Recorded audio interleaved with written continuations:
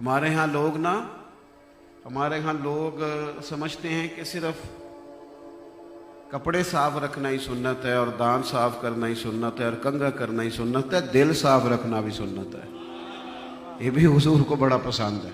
نبی پاک علیہ السلام نے فرمایا کسی کے بارے میں کوئی بات مجھے نہ پہنچانا، یعنی کوئی ایسی بات جو شکایت بنے کسی کی۔ یہ میں نے کہا کہ نبی پاک علیہ السلام تو معصوم عن الخطا، تعلیم امت کے لیے کسی کے بارے میں کوئی بات نہ پہنچانا۔ فرمایا میں تمہارے حق میں اپنے دلوں کو صاف رکھنا چاہتا ہوں۔ ہمیں نہ بڑا چسکا آتا ہے جب کوئی بندہ کہتا ہے ہم تیرے بارے گل کیتی ہے تو کوئی پھر تمہاری دلچسپی ہوتی ہے، دس ہونے کی آخیا تو دس، تو میرا ویر ہے، میں تیرا نام نہیں لیندہ، تو گل کر صحیح۔ او خدا کہ کیا کر لے گا تو؟ اور ہمیشہ جو بات آپ کو بتانے والا ہوتا ہے نا، وہ مخلص نہیں ہوتا آپ کے ساتھ۔ ایک شخص آپ کو آ کے کہتا ہے فلانا آپ کے بارے میں یہ بات کر رہا تھا، تو پوچھنا چاہیے نا اسے کہ تو اگر میرا سجن تھا تو پھر تو نے جواب کیوں نہیں دیا؟ تو مجھے بتانے آ گیا۔ تیرا پیار ہوتا تو وہیں تو اس بات کو کلیئر کھا رہا تھا، تو یہاں لے آیا اور وہاں سے اٹھا کر یہاں تک آنے میں اس میں کئی مسالے بھی شامل ہو جاتے ہیں۔ بات کرنے میں لہجہ ہوتا ہے نا، وہ لہجہ بدل جاتا ہے۔ وہ گفتگو کا ایک لہجہ یہ نا، ایک شعر ہے داغ دلوی کا، پھول کی پتی سے کٹ سکتا ہے ہیرے کا جگر۔ اب پھول کی پتی سے کٹ سکتا ہے ہیرے کا جگر، یہ بات اور ہے، اور اگر اسے لہجہ بدل کے کیا جائے نا بیان، تو پھر یہ ہے کہ پھول کی پتی سے کٹ سکتا ہے ہیرے کا جگر۔ صرف لہجہ بدلا ہے، لفظ کوئی نہیں بدلا اس میں۔ اللہ کرے آپ کو سمجھ آئے۔ لہجہ بدلا ہے، لفظ، لیکن پہلے بات اور ہے، بعد میں بات۔ پھول کی پتی سے کٹ سکتا ہے ہیرے کا جگر، اس کا مطلب ہے کٹ سکتا ہے۔ آپ نے لفظ نہیں بدلا، لہجہ بدلا۔ پھول کی پتی سے کٹ سکتا ہے ہیرے کا جگر، اس کا مطلب ہے کاٹ ہی نہیں سکتا، سوال ہی نہیں پیدا ہوتا۔ تو لوگ لہجہ، لفظ نہیں بدلتے، صرف لہجہ ہی بدل دیتے ہیں اور انقلاب برپا ہو جاتا ہے، سامنے والے کو کھیڑ کے رکھ دیتے ہیں۔ نبی پاک علیہ السلام کی پسند یہ ہے کہ امت کے دل میں کسی کے لیے بوجھ نہ ہو۔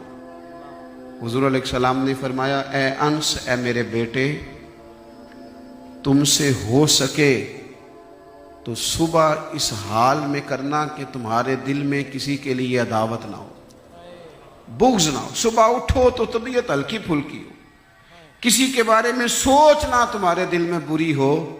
حضور فرمانے لگے یہ میری سنت ہے، اور اسی نے مجھ سے محبت کی ہے جس نے میری سنت سے محبت کی ہے۔ نبی پاک کی یہ پسند ہے، یہ حضور کی چاہت۔ تیسری بات، نماز حضور کو بڑی پسند ہے۔ پریشان ہو گئے آپ بات سن؟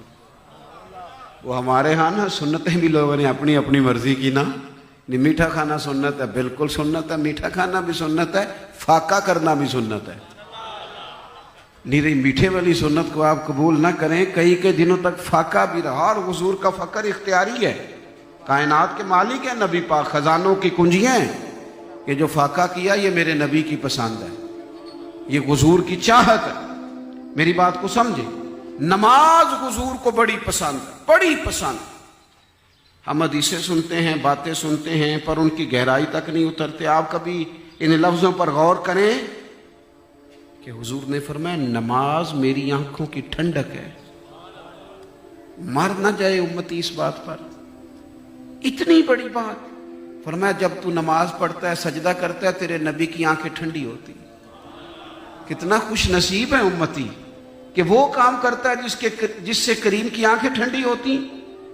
حضور کو اتنی دلچسپی نماز سے، اتنی دلچسپی، تیز آندھی آئی تو حضور نے نماز شروع کر دی، اگر طوفان آ گئے تو نماز شروع کر دی، اگر بارش نہیں ہوتی تو نماز شروع کر دی، اگر سورج چاند گرہن ہو گیا تو نماز شروع کر دی۔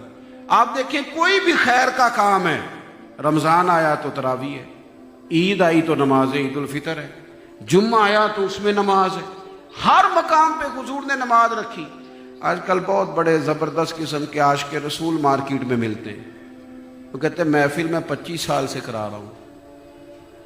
وہ بھئی آپ نماز پڑھتے، کہتے میرے لیے دعا کریں۔ میں کہ تو محفل تے بغیر دعا تو ہی کرائی جانا ہے، اس کی بھی دعا کراتا۔ اس کے لیے نہیں دعا کرائی. اس کو کہا تو نماز پڑھ, تو کہتا جی بس جی تسی میرے لیے دعا کرو. میں نے کہا باقی تو سارے کام بغیر دعا کے کر رہے تم. بینک میں تنخواہ آ گئی اور ڈیٹ بھی آ گئی تنخواہ لینے جانے کی, تو کبھی کوئی بندہ پیر صاحب کے پاس نہیں آیا کہ تنخواہ آ گئی ہے لینے جانے کو دل نہیں کر رہا ذرا دعا کر دے. آج تک نہیں کوئی آیا کہ میری طبیعت نہیں کر رہی کہ میں جا کے نا وہاں سے پیسے لے آؤں ذرا دعا کر دے. اور نماز کا کہے تو کہتے دعا کریں. بھئی آپ اتنے کام بغیر دعا کے کر رہے ہیں پیر صاحب کی, تو یہ فرض ہے دعا تو کریں گے. لیکن یہ کیا بات, جس چیز کو حضور نے پسند کیا اس پر ہماری طبیعت فوراً مائل ہونی چاہیے, فوراً مائل ہونی چاہیے. اور نبی پاک علیہ السلام اتنا محبوب رکھتے. حضرت عبداللہ ابن عمر رضی اللہ تعالیٰ عنہ فرماتے ہیں ہم نے مغرب کی نماز نبی پاک کے ساتھ پڑھی. یہ ذرا بات دیکھیے گا, حضور کی دلچسپی دیکھیے گا. مغرب حضور کے ساتھ پڑھی, کچھ لوگ تشریف لے گئے, گھروں کو چلے گئے صحابہ. ہم بیٹھ گئے کہ یار تھوڑا سا تو ٹائم ہے, عشاء پڑھ کے جائیں گے. ایک نماز پڑھی, دوسری کے انتظار میں بیٹھ گئے. فرماتے ہیں سرکار بھی تشریف لے گئے, تھوڑی دیر کے بعد حضور واپس آئے. تو ہم نے رسول رحمت صلی اللہ تعالی علیہ وسلم کو, کریم محبوب علیہ السلام کو اس طرح آتے دیکھا کہ حضور تیز قدموں سے چل رہے ہیں اور مقدس سانس پھولا ہوا ہے. حضور ہمارے قریب آ کے بیٹھے, فرمایا کیا کر رہے تھے تم, تیزی سے آئے. یا رسول اللہ صلی اللہ تعالی علیہ وسلم خیال آیا دل میں کہ ہم نے جا کے کیا کرنا ہے, یہیں رکتے ہیں عشاء کی نماز پڑھ کے جائیں گے. تو محبوب فرمانے لگے اللہ کریم نے نا آسمان کا دروازہ کھولا ہے جو اس کی شان کے لائق, اور تمہیں اس نے دیکھا ہے اور اس نے فرشتوں کے سامنے تم پر فخر فرمایا کہ دیکھو میرے محبوب کے غلام ایک نماز پڑھ لی ہے اور دوسری کا انتظار کر رہے ہیں. تو فرمایا میں بھی تمہیں دیکھنے آیا ہوں.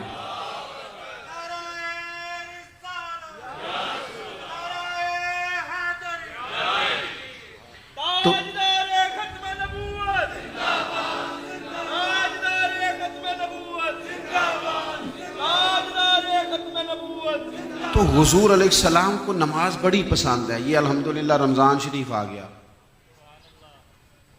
پانچوں نمازیں تو اللہ کے فضل سے پڑھیں گے انشاءاللہ تعالی. 30-40 منٹ کھڑا ہونا نا کوئی اتنا مشکل کام نہیں, چلو ذہن کو سمجھانے والی بات ہے, بالکل کوئی مشکل نہیں. ہمیں پاسپورٹ کے دفتر بھی بڑی بڑی دیر کھڑا رکھا جاتا ہے, شناختی کارڈ کے دفتر میں بھی بڑی بڑی دیر لوگ بیچارے کھڑے رہتے, امیگریشن کی لائنوں میں لوگ کھڑے, بڑے بڑے دفاتر پہ کھڑے. میرا خیال ہے 40 منٹ تراویح میں بھی بندہ کھڑا رہ ہی سکتا ہے. اور ہمارے نبی پاک علیہ السلام کا جو طریقہ ہم تک پہنچا ہے وہ یہ ہے کہ سیدہ عائشہ فرماتی ہیں حضور تو رات کو اتنی نماز پڑھتے تھے کہ قدموں میں ورم آ جاتا. عشق سرکار سے دل جسے نے سنوارا ہوگا, اس کی قسمت کا بلندی پہ ستارہ ہوگا, اس کی قسمت کا بلندی پہ ستارہ